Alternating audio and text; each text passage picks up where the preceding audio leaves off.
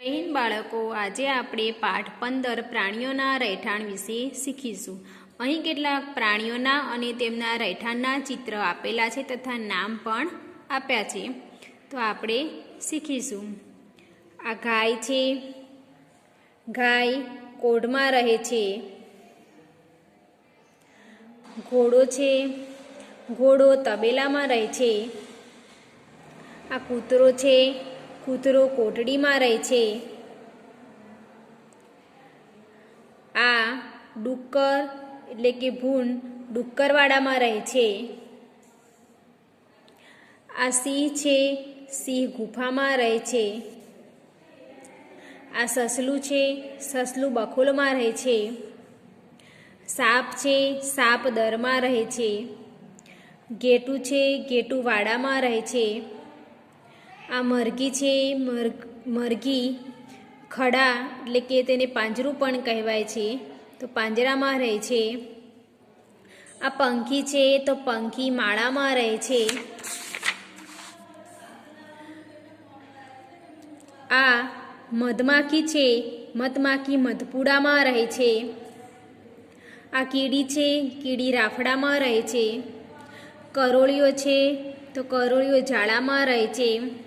આ ઉંદર છે। ઉંદર દરમાં રહે છે। આ વાંદરો છે, તો વાંદરો ઝાડ પર રહે છે। આ માછલી છે, તો માછલી પાણીમાં રહે છે, એટલે કે પાણીમાં માળા જેવી રચનામાં, એટલે કે માછલી પાણીમાં રહે છે। હવે સ્વાધ્યાય જોઈએ। નીચે અ વિભાગમાં પ્રાણીઓના અને બ વિભાગમાં તેમના રહેઠાણનો નામ આપ્યા છે। બ વિભાગમાંથી સાચો ઉત્તર શોધીને અ વિભાગની વિગત સામે લખો। અહીંયા અમાં પ્રાણીઓના નામ છે, બમાં તેમાં રહેઠાણના નામ છે, તો સાચો જવાબ બમાંથી શોધી અને અહીંયા લખવાનું છે। તો પહેલાં છે ઘોડો, તો ઘોડો ક્યાં રહે છે, તો તબેલામાં, તો આ રહ્યું તબેલો, તો અહીંયા લખવાનું છે તબેલો। ઘેટું, તો ઘેટું ક્યાં રહે છે, તો વાડામાં, તો અહીંયા લખવાનું છે વાડું। કીડી, તો કીડી શેમાં રહે છે, તો રાફડો, તો અહીંયા લખવાનું છે રાફડું। સિંહ ક્યાં રહે છે, તો ગુફામાં, તો અહીંયા લખવાનું છે ગુફામાં। 2 પ્રશ્ન, નીચે આપેલા વિધાનમાંથી ખરા વિધાન સામે ખરાની અને ખોટા વિધાન સામે ખોટાની નિશાની કરો। 1. ઉંદર દરમાં રહે છે, તો એમાં આવશે સાચું।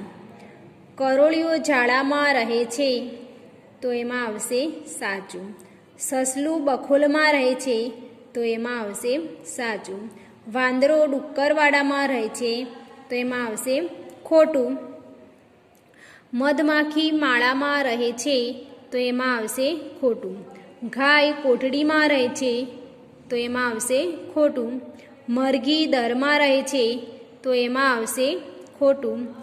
માછલી પાણીમાં રહે છે, એટલે કે માળા જેવી રચના, એટલે કે માછલી પાણીમાં રહે છે, તો એમાં આવશે સાચું। તો બાળકો, આજે આપણે પાઠ 15 પ્રાણીઓના રહેઠાણ વિશે શીખ્યા। જય હિન્દ।